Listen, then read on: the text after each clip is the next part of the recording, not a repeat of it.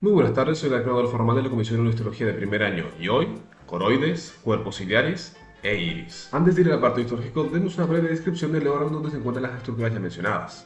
El ojo. El ojo es un órgano sensorial complejo que pronuncia el sentido de la vista. La pared del globo ocular se encuentra formada por tres estratos o túnicas. En la parte más externa se encuentra la túnica fibrosa que incluye la esclerótica, que es la porción blanca, y la córnea, que es la porción transparente. El estrato intermedio, túnica vascular, que es la cual hablaremos hoy, y por último el estrato más profundo, la túnica nerviosa formada por la retina, que es la más delgada y delicada capa formada por el epitelio pigmentario de la retina y la porción nerviosa de la retina. Ahora sí, vamos con nuestro tema. La túnica vascular posee abundantes vasos y células con melanina, y en resumidas cuentas tiene la función de nutrir el ojo y controlar la cantidad de luz que ingresa y ajustar el enfoque. Yendo desde la parte más anterior, justo por detrás de la córnea, la primera estructura que nos encontramos es al iris, que tiene forma de un delgado disco circular ubicado en el plano frontal justo por delante del cristalino, donde separa las capas anterior y posterior. El iris actúa como un diafragma del ojo, dado que puede variar el diámetro de la pupila. ¿Qué es la pupila? Bueno, se distingue como una mancha redonda negra en el centro del iris. Su diámetro varía constantemente, lo cual regula la cantidad de luz que ingresa al ojo.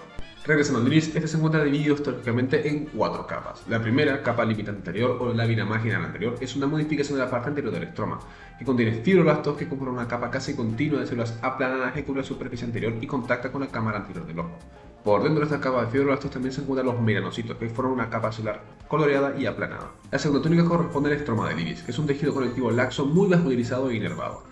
El iris contiene nervios y gran cantidad de vasos sanguíneos que conforman dos circuitos arteriales. El mayor constituido por la anastomosis de ramas de las arterias ciliares que se ubica en la porción posterior y la menor alrededor de la pupila. En el borde pupilar se encuentra el músculo esfínter de la pupila, responsable de la miosis, que es la contracción de la pupila ante la luz o al enfocar de cerca. La tercera túnica corresponde al mioepitelio pigmentario, que es una capa de células mioepiteliales adyacentes al estroma. Sus partes apicales contienen melanina y sus partes basales conforman el músculo dilatador de la pupila, de disposición radial. Está separado del estroma por una lámina basal y su acción, la miadresis, es controlada por el sistema nervioso simpático, respondiendo a la baja luminosidad. Finalmente, la cuarta túnica corresponde al epitelio pigmentario posterior, que está formado por células cilíndricas muy pigmentadas cuya lámina basal mira hacia la cámara posterior del ojo. Los granos de melanina disminuyen hacia la periferia del iris, donde este epitelio se continúa con el epitelio ciliar no pigmentado. Si continuamos, encontraremos al cuerpo ciliar, que es una porción anterior engrosada de la túnica vascular y está situado entre el iris y la coroides. Históricamente, el cuerpo ciliar presenta dos zonas, una zona del estroma y otra zona del epitelio. En la zona del estroma se encuentra dividida una capa externa del músculo liso, el músculo ciliar, que forma la mayor parte del volumen del cuerpo ciliar, y una región vascular interna. Comenzando por el músculo ciliar, es el músculo de acomodación del ojo y está dividido en tres grupos funcionales: la porción longitudinal, la porción oblicua y la porción esfinteriana. En la capa vascular encontraremos a los procesos ciliares, en un lugar llamado región anterior, y son crestas o pliegues blanco-grisáceos de recorrido meridional. En ellos hay dispersas fibras elásticas y macrófagos con granos de pigmento de melanina. Antes de pasar a la zona epitelial se encuentra la membrana de Bruch, que representa la membrana basal del epitelio ciliar pigmentado, siendo la continuación de la capa correspondiente en la coroides, y por lo general presenta las mismas características históricas.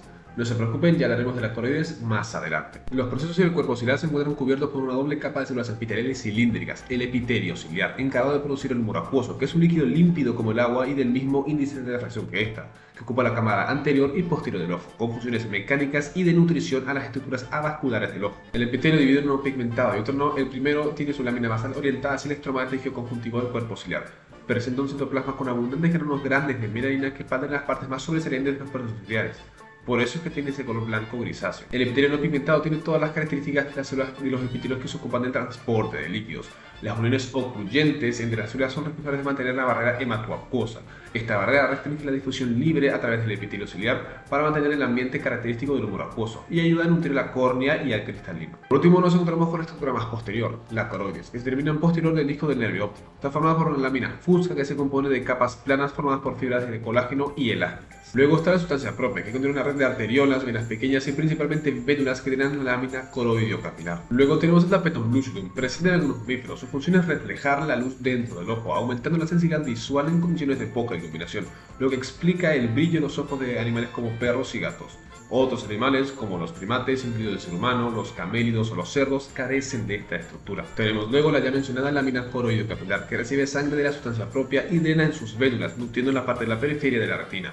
Y por último tenemos la membrana de Bruch, que es la lámina basal engrosada que separa el epitelio pigmentario de la retina de la lámina coroidiocapilar. Muchas gracias por ver.